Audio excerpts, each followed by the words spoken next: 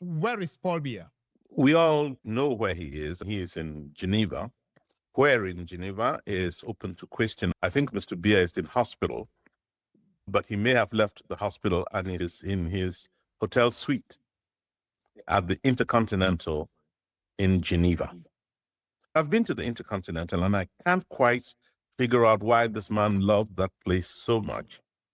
But I think it takes him away from the problems he has to deal with on a daily basis when he's out of it. And Mr. Biya would rather be isolated in his own notion of what heaven on earth is, and that's the Intercontinental Hotel in Geneva, than have to face all the crises that come with being in the world in which we belong. He doesn't want to be there. Of Cameroon for at least 65 days. And Cameroonians are complaining about that. But when he is in Cameroon, nobody sees him, nobody knows where he is, and nobody even imagines that there is a president. Why is being out of Cameroon different?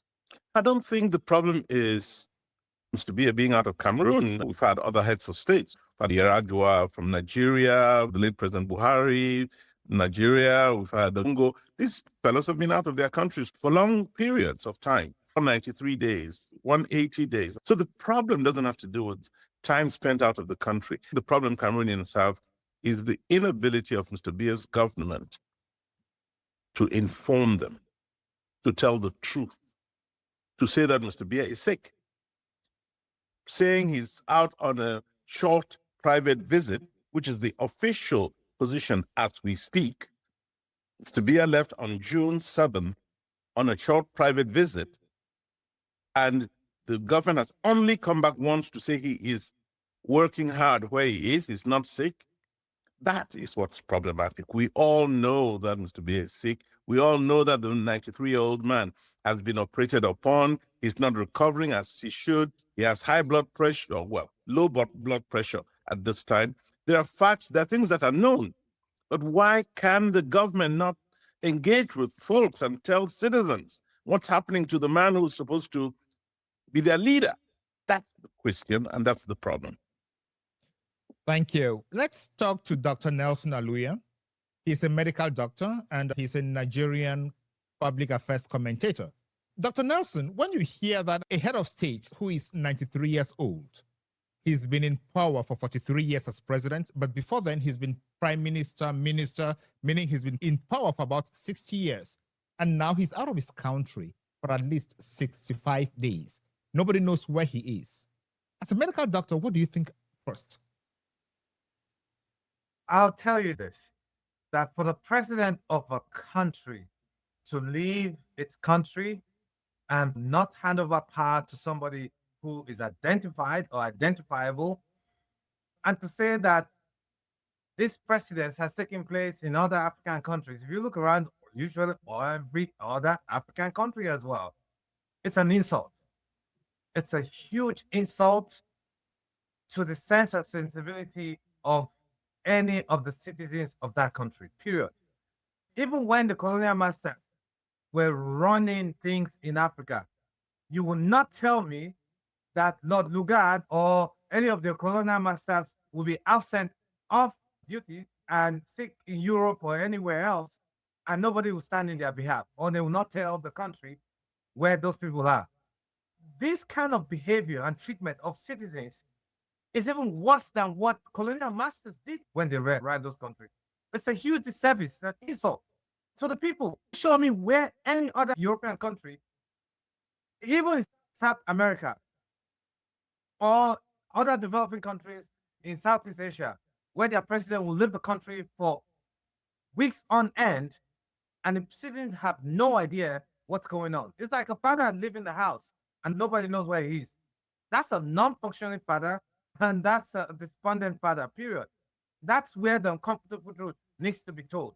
And we all need to hear it. You understand?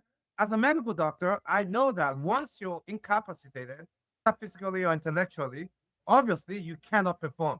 We hear what's happening here in the United States every day with the performance of a president when he goes in for his annual check. What they look at, is he physically fit? Is he intellectually fit? We know what happened to the previous president of the United States, Joe Biden, where they checked not just his physical form, but his mental form and his memory. Is it Alzheimer's setting up? And with age, these capacities tend to deteriorate. It's a fact, period. You don't expect a 93-year-old man to function like a 73 or 53 or 43-year-old. Age comes with experience, but sometimes that experience deteriorates, period. So if he's out of the country, he had surgery, he needs to tell the people, I say, I'm sick, I can't function, and because I love this country, I deputize my second in command to be the president of the country. When Buhari left, it took a while before his vice president eventually took on power. And we saw the progress within the short time what happened when a younger, brighter mind came into power. And that's the fact, and that's the confident truth that we must begin to tell ourselves in the country. And in all sincerity, I say it categorically, no other African country today, henceforth, should tolerate that kind of nonsense, should tolerate that kind of insult.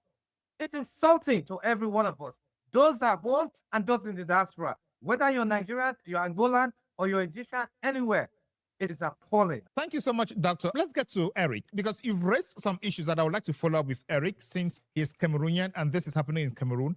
What is the sentiment Cameroonians have? Cameroonians are complaining. We've heard from other political leaders, but the CPDM and the government insist that the president is going to be back very soon. And some say the president is out on his annual leave. Some say he doesn't need to justify his absence.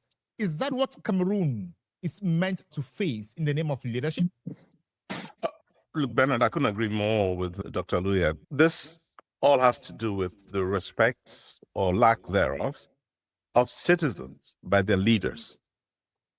The truth you're talking about is the total disrespect of citizens by Mr. Biya and his enablers. If they had any decent sense of leadership, they would keep citizens of what's going on. They don't have that.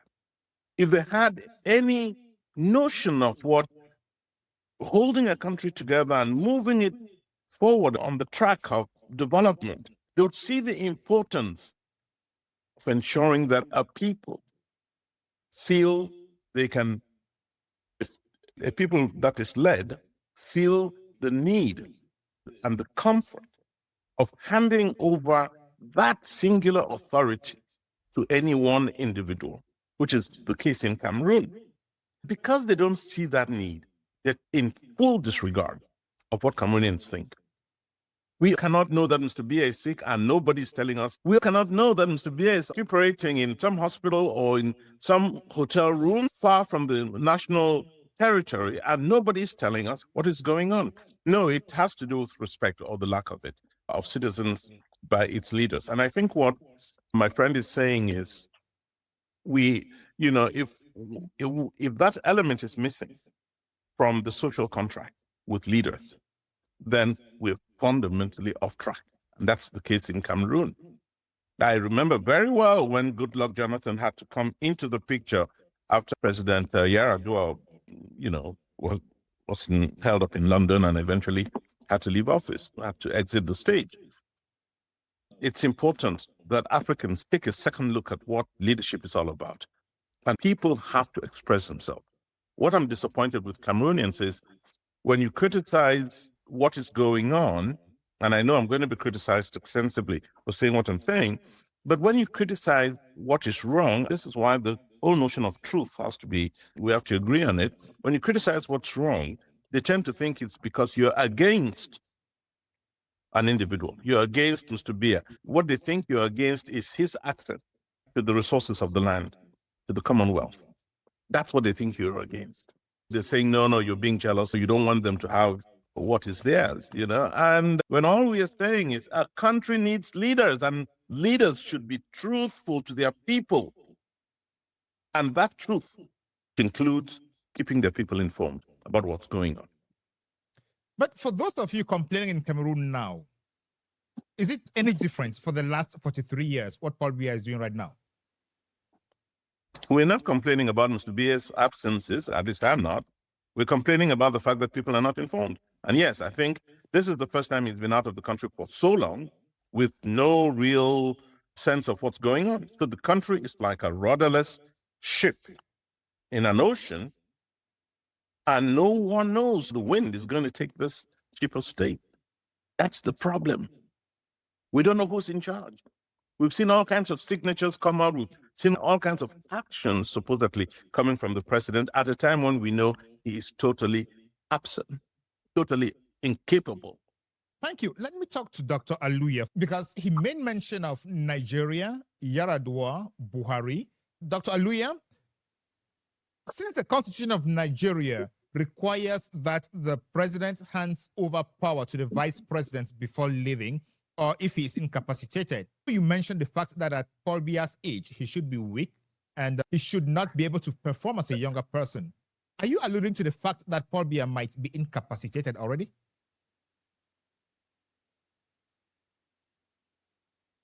I'll begin by saying this. What's happening in Cameroon, it's not an isolated case, and every African should pay attention because we live in a global village.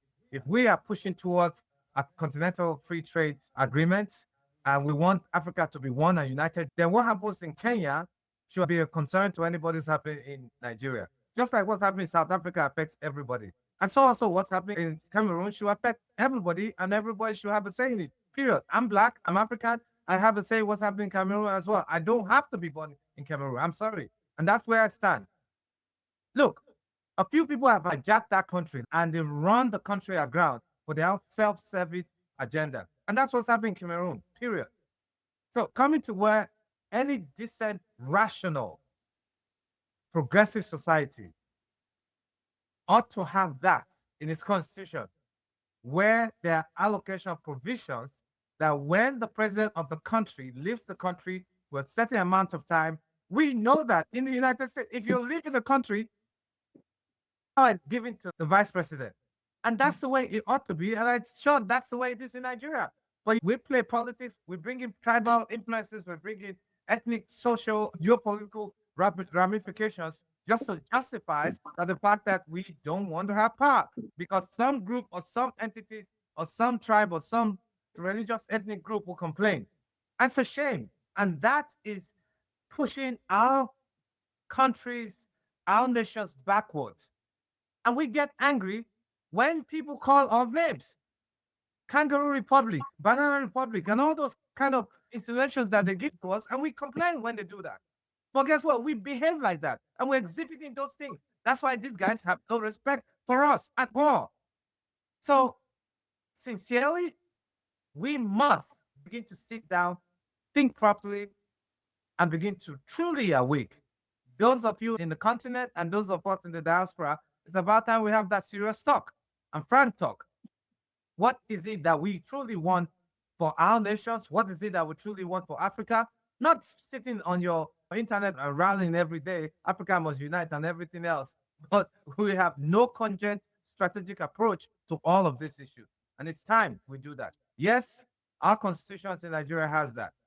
And you showed it once in a while when it got implemented, when people truly want to do what is right. And ideally, every nation, a progressive nation with decent, moralized people, should do the right thing all the time. Let me continue with you before I go back to Eric. You mentioned the need for the African continent to consider what is happening negatively in every other country as a call for concern for the continent as a whole. But we are in a continent where sometimes we measure our progress based on the negativities. So how do you think we can come together as a continent, put our resources together, put our brains together to start discussing these uncomfortable questions? Because they are there, we avoid them, and we talk about Africa coming together, but we avoid talking about the very fundamental problems that keep Africa from coming together, because South Africa may not want Nigerians, Nigerians may not want Chadians, because the economies have a critical role to play. Well, I also like to say this, that a tree, a branch that does not know it's part of a tree will only grow but wither.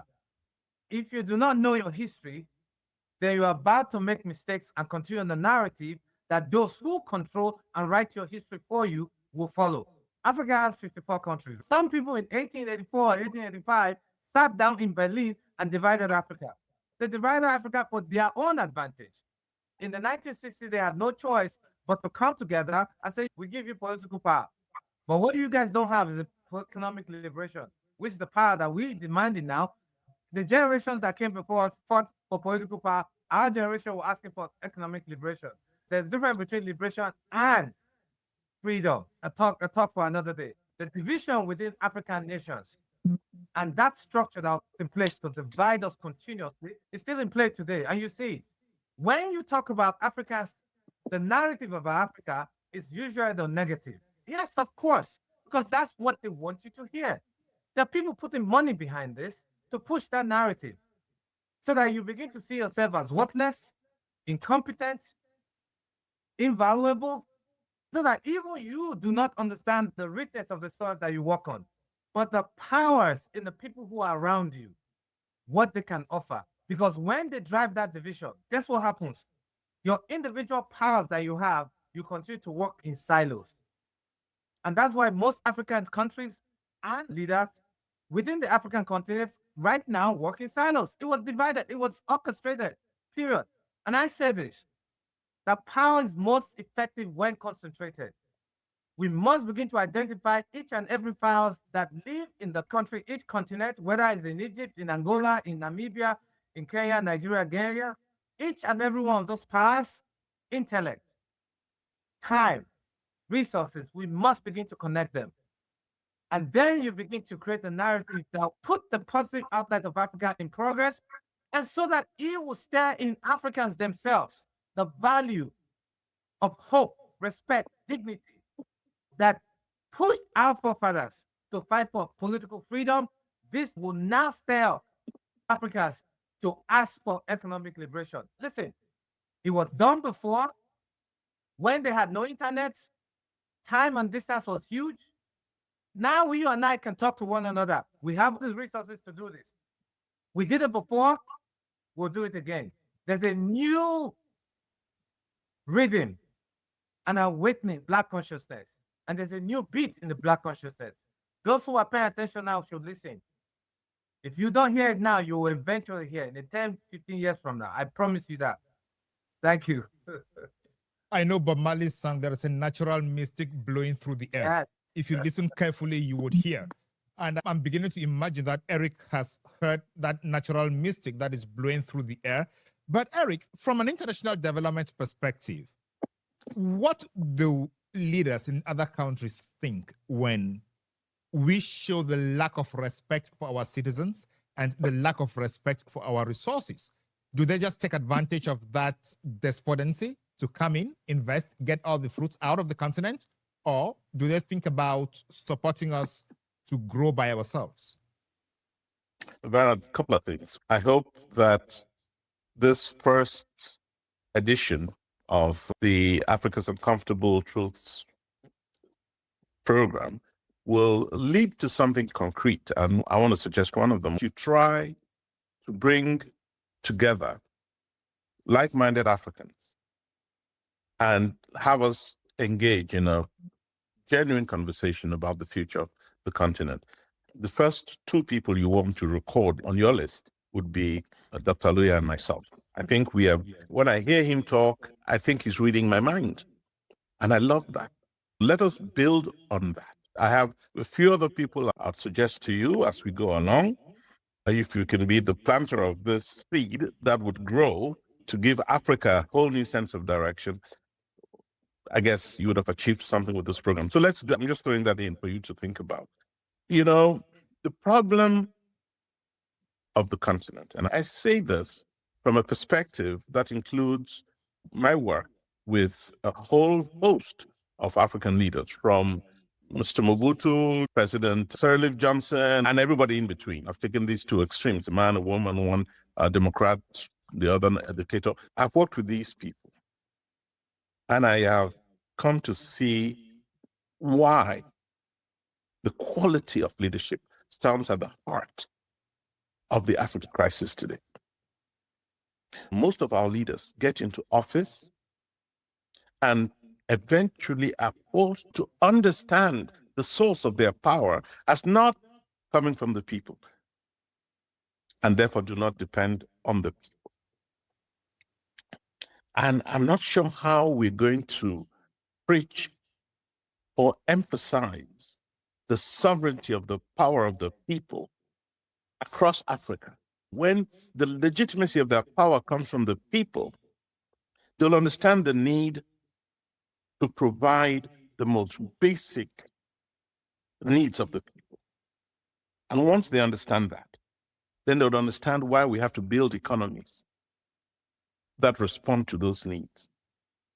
As long as they don't understand the need to build those economies, there are specific rules that have to be respected.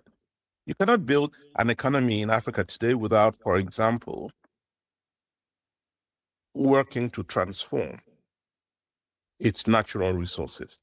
Why? Because transformation comes with industrialization, comes with jobs, technology, new ideas, and conquering markets. And once you start thinking about conquering markets, you start thinking about production at scale. And once that enters the picture, then you start looking for what it is that will allow you to take your bananas or cassava and create wealth out of cassava by transforming it into byproducts that the world market needs, starting with the African market. And you see the need to expand that African market because 90% of that market would take your derivatives from cassava. If we can understand that, we'll be acting differently. I'll tell you a story of a Nigerian who came to Cameroon in the late 80s. That Nigerian, who was going to be president of Nigeria, but ended up not, Biola, came to Cameroon and saw the production of cassava in massive quantities and said, oh, we've got need for this in Nigeria. I want to invest in the production of cassava on a massive scale. I want to talk to the farmers and figure out how they can scale up in their production. This is for real. In 87, 88 or thereabouts, Abiola wanted to do that. Think about it, had Abiola become president. It would have changed the nature of the relationship between Cameroon and Nigeria, a genuine economic conversation. That's what would have happened. And if you look at every African country, this is what Dr. Aluya is talking about, the free trade area, the African continental free trade area. That's what it's supposed to be about. But nobody's talking about it because our leaders don't see that the economy is at the heart of their mandate. It's not politics, it's not diplomacy, it's nothing else but building an economy from which every African can benefit and giving them the resources that God gave them. Look at Congo. There's not been a single transformative industry in Congo for all the wealth of that. I'm talking about Congo Democratic Republic. And I happen to have worked closely with Mr. Mobutu before he passed on. Another story. What brought me close to Mobutu was when I told him I'd just come from the hospital that bears the mother's name, and we couldn't find basic medication, drugs. And he was in shock. He didn't understand. And I had to explain that to President Mobutu. The hospital that bears your mother's name has no drugs, basic drugs. And you think this is a guy who could lead a country? No. I don't want to tell you what Mr. Biya and I have exchanged. Same thing. The total absence of an understanding of what their duty to their people is. You seem the to problem. be you seem to be saying that the Biya's absence from Cameroon is not a problem in itself.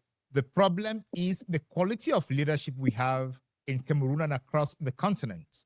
Misunderstanding of what his duty is to his people. And he's not alone, unfortunately. So, Dr. Aluya, when you hear that Paul Biya has spent almost 70 days in Switzerland, and that, of course, it's, as Eric said, he's in a hotel. And that kind of a hotel does not come cheap. Why do you think he would decide to use the country's income to pay for a hotel suite? Normally, not only for himself, but for the whole entourage.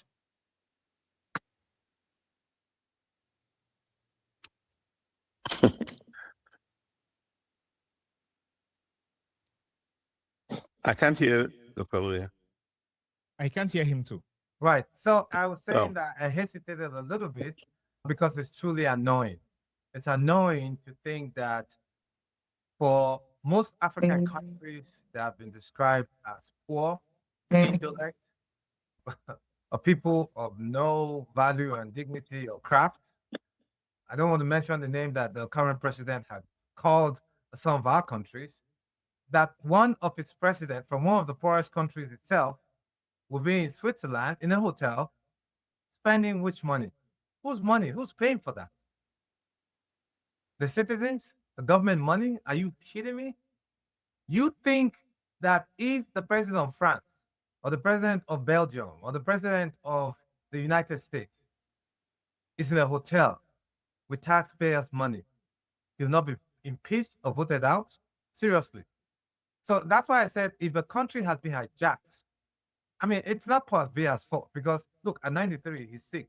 He probably does not even understand where he is or what he's doing. So the people who have hijacked it and who allow this nonsense to continue, shame on each and every one of you, period. Shame on you. And shame on your country. And shame on me as well, because we've allowed it, all of us. I thank you for bringing this up so that we can have this discussion. I've never seen anybody else talk about it. And I hope my brother has said that this would create the platform that will galvanize people to take actionable, sustainable, strategic steps that is backed by not just words, but by intent, by knowledge, by skills, also by resources. When I talk about resources, time, money, and intellect, we need to have all of them. Some of us have the time, we don't have the money or the intellect. Some have the intellect, we don't have the time or the money. And some of us have money, but we don't have the time or the intellect. It's the new Africa we're talking about. And it's inevitable. I'm sorry. For those who are there now, they will see what's going to happen. It's inevitable. The pendulum has started here as well. So this is one of the platforms that will lead to that. So as much as we see pain and problems in Nigeria, in Kenya, in South Africa, and all the nonsense that's going on, we should also sit back and reflect on the positives and the progress. We have made progress as well. The richest black man on earth right now is an African. He built a refinery single-handedly. He's going to build one in Kenya. 20 years ago, how many billionaires in dollars did we have? But today, this is where we are. In the future, we will have more. Technology was used to subjugate and colonize Africa. Technology, again, will be used to liberate Africa. We have the internet, we have AI, we have blockchain. Africans back home and those in the diaspora must find solutions to Africans' problems and the issues that we have. When you find solutions to our problems, you become wealthy, period. Facebook did that. Elon Musk did that with Tesla. Jeff Bezos did that with trade and commerce. Dangote is doing that with oil. We have healthcare. What is our population today in Africa? It's 1.59 billion people. What is our GDP? About $2.45 trillion. That's a huge market with a whole lot of resources building up. What is the buying power of the black man in the United States? In the year 2020, it was about $806 billion. Today, it's $1.6 trillion. So you can imagine combining the buying power in the United States alone with what you have in Africa. It's coming. It's inevitable. People who pay attention should pay attention. You can call me an optimist. Yes, I am. Because I'm part of the people who are providing solutions to our continent. And we will get it done. So it is not all gloom and doomy. Yes, we have Paul Biya and the likes who are there right now. But time answers all things. Whether they like it or not, they and their part will go. And new generations will come. But the difference is this. We must build the mindset of those who are coming and make them understand that there's what they call leadership and purposeful leadership and intentional leadership. And we must begin to raise those. So if you're in the diaspora, listen, don't leave Africa behind. And I always say this, in the stock exchange, you invest when the dividends are low, so that when it rises, you begin to cash out. The dividends in Africa right now is low. So for those of you who have money in the diaspora, it's time to invest. Because everybody else sees what you're not seeing. The Lebanese, the Chinese, the Turkish, the Indians, they're all there. The Filipinos, they're investing and catching out. Why can't you? You're the son of the soil. And I always say that to those who are African Americans here as well. Those who left 500 years ago. You have the manpower. Look, the African continent bears your DNA, bears your name. Go back home and invest. Because I'll tell you this, that the return of investment globally is about 5.24%. The return of investment in most developed countries is about 2 to 3%. Because of regulations and all that, the return is like that. But what is the return of investment in Africa? 7.4%. You hear me talk and I pick up data because data is power. And one of the things that we lack in our continent is documenting and putting data behind. It's been a problem because those who were our leaders, they were rulers, because they all just took a template from where the colonial masters lived behind. They did not allow data to be kept within the continent. And we're not taught to keep data. Because when you do, there comes accountability and comes transparency. And that's why even the colonial master did not want us to read, to understand one another, or even to keep data. But we must begin to do that as we move on. There's a new dawn, and it's coming, and we'll all get it done together. Thank you so much. And thank you to both you and Eric for this proposal on Beyond Africa convening a session or the platform to bring Africans together. That is one of the objectives of the Beyond Africa. Beyond Africa has different hats, and we have the podcast, we have these Africa's comfortable questions, and convening this is going to be important because we do realize that the truth from the uncomfortable questions is the only path that can liberate Africa. If we continue avoiding the uncomfortable questions, we will never help the continent. So we are open and we are listening to everybody who wants to contribute, to share ideas with us. Our WhatsApp number is on the screen.